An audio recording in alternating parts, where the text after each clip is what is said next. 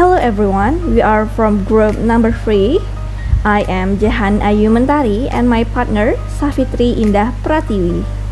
Today we're gonna explain about alternative approaches, which is a brief explanations about the natural approach and TPR, and examples of application through online or blended learning. Okay, the first material is about the natural approach.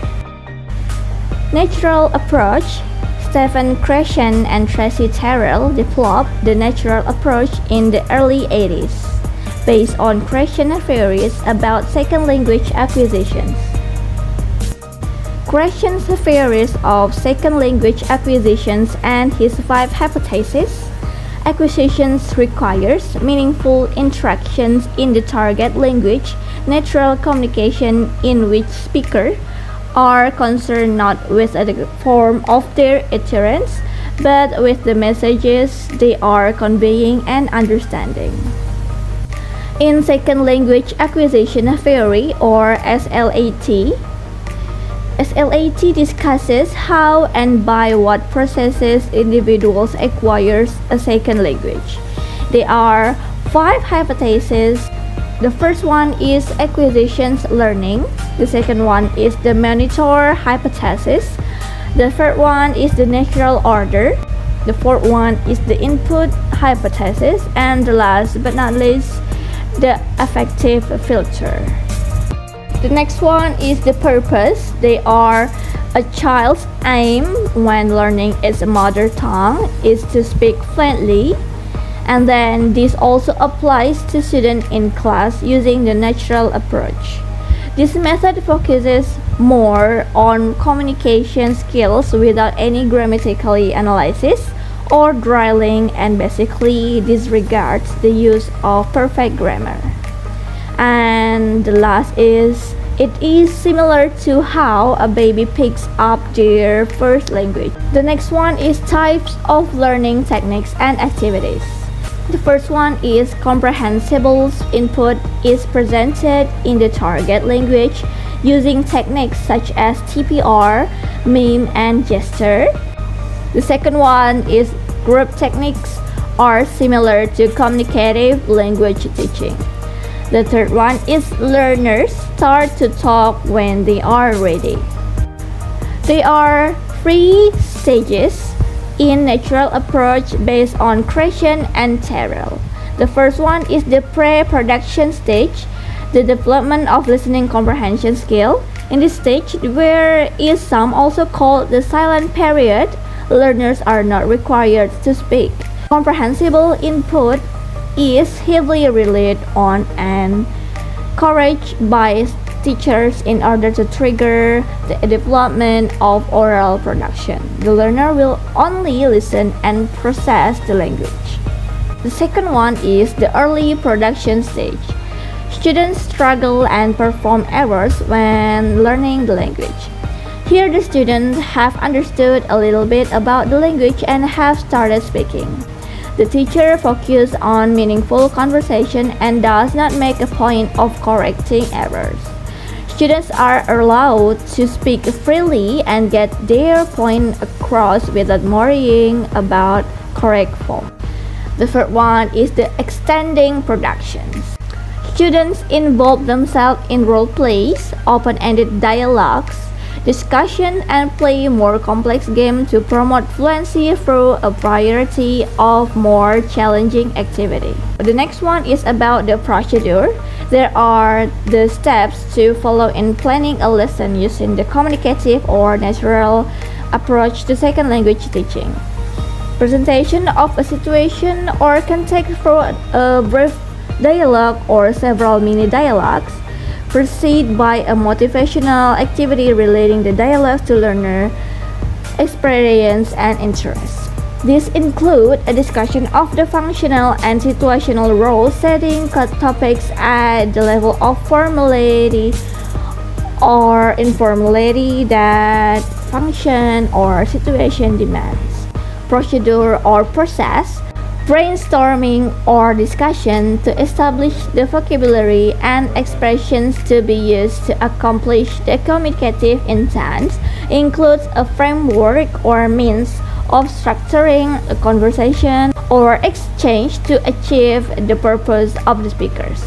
Question and answer based on the dialogue, topic, situation, inverted WH question, yes or no, either or, and open-ended questions. The next one is teacher roles. The teacher is the primary source of the comprehensible input, the target language. The teacher must create an interesting and comfortable classroom atmosphere to make students learn effectively. And then learner roles. The students take an active role in ensuring comprehensible input. The students decide when to start producing speech and when upgraded. In advantages of natural approach, the natural approach is an effective way in creating learners to be competent in using the target language communicatively. The natural approach creates an excellent environment for beginners. Students acquire this target language in a natural and easy way. Students interact in meaningful situations at their own level.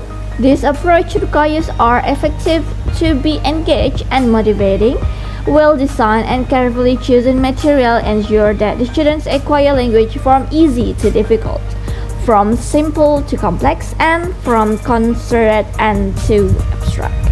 The disadvantage of natural approach: time wasting because it requires a lot of time allocation for classroom setting. Not all teachers are proficient enough in foreign language. Students may speak fluently but not always accurately. Amazing, engaging, meaningful tasks with approach requires is quite a bit of work for the teacher. It doesn't seem as effective for more advanced students. Some students require a more demanding approach in order to improve. Okay, the next material is about total physical response or TPR. Babies don't learn by memorizing lists. Why should children or adults? Total physical response or TPR. What is TPR? TPR is an approach to teaching a second language based on listening linked to physical activities which are designed to reinforce comprehension. Total physical response. A little more on TPR. Total physical response TPR is a method developed by Dr. James J. Usher to aid learning second languages. TPR has been successfully used in thousands of classrooms with children and adults learning foreign languages such as Chinese, Arabic, Portuguese, and more. What is the connection to the classroom? TPR is not always dancing and singing songs. Generally, we refer to body movement with instructions to engage learners. Children learn by identifying a certain key point to some action. TPR can be used for all curriculum, literacy, science, math, and so on. Students respond to commands that require physical movement. TPR is primarily intended for ESL teacher, although the method is used in teaching other language as well. As you can see in our PowerPoint, there are the theories Asher had behind TPR are, and then what are advantages of TPR? What are disadvantages of TPR? Who benefits most from TPR? And total physical response CPR example of activity, and then the procedure and issues in TPR. And for the conclusions, TPR is a language teaching method built around the coordination of speech and actions. TPR proved to be useful in second language acquisitions, but in order to successful TPR should be used in association with other methods and techniques. TPR activities used sensibly and integrated with other methods and techniques can be both highly motivating and profitable. Okay, to the next material is about examples of application for online blended learning. What is blended learning in the online ESL class? Blended or online learning is a type of instructional environment for online students that combines what is called synchronous and asynchronous learning. What is blended learning in the online ESL class? Blended or online learning is a type of instructional environment for online students that combines what is called synchronous and asynchronous learning. Synchronous learning means that students and teachers meet at the same time online via a virtual learning platform, which is often called teaching in real time. They may not need to complete any classwork outside of the scheduled meeting time. Synchronous learning means that online students do not meet at a specific time with the teachers. They work offline and complete assignment within a deadline set by the teacher. The work is submitted electronically. The example of online application of English teaching and learning. The first one is WhatsApp. The main platform for class teaching and learning is usually by using WhatsApp. Most of teachers use WhatsApp because it is widely used smartphone platform for communications. Teachers use WhatsApp to greet their students, check their presence, as well as remind them to be ready to study English. And then Google Classroom. Another main platform for class teaching and learning is by using Google Classroom. The students are required to make a Google account so that they could use Google Classroom future. In Google Classroom, teachers can create online attendance that have to be filled by students in the form of Google Form. The school usually provides some trainings on how to use Google Classroom. After students filling the attendance, they will be instructed to see the materials uploaded in GC and do the assignment attached here. The next one is Zoom meeting. Zoom is a video conferencing tool for virtual meeting and hangout. It can be used for work and education purposes like online classes while we are all in self-isolating. The next one is YouTube. YouTube can be one of the main sources for teaching and learning materials. Teachers usually attach YouTube link in WhatsApp group, Google Classroom materials, or assignments to better help me giving additional explanation about the given topic, and the students are also expected to understand more about the materials by watching the explanation on YouTube. Next one is Quizzes. Quizzes is a free tool works on any device, web, browser, Android, and Chrome's apps. We can access many ready-made learning quizzes or create our own. We join as a teacher. The teacher creates a quiz and sends the code to the students. They are instructed to answer the question and the result appear in directly just about after they finish answering the tasks and quiz given by the teacher. And the next one is Padlet. Padlet is an online virtual bullet board where students or teachers can collaborate, reflect, share links and pictures in secure locations. The next one is Mentimeter.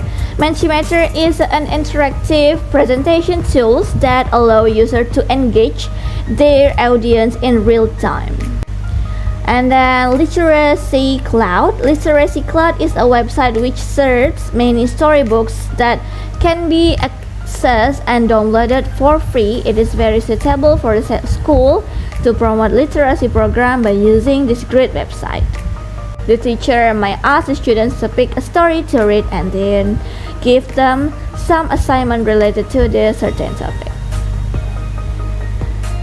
And British Council website. British Council Learns English is a useful website that provides users with various teaching and learning research. It is also provide learners with lessons, quizzes, and games for free. And the last one is English Hilfan the website. English Hilfan is another useful website that provides a lot of information about English. Teachers as well as students can benefit from this website as resources for teaching and learning English. Students can learn English words, practice grammar, look at some basic rules, prepare for exams, do tests, or just have fun playing games. And that's all. Thank you for your attention. Wassalamualaikum warahmatullahi wabarakatuh.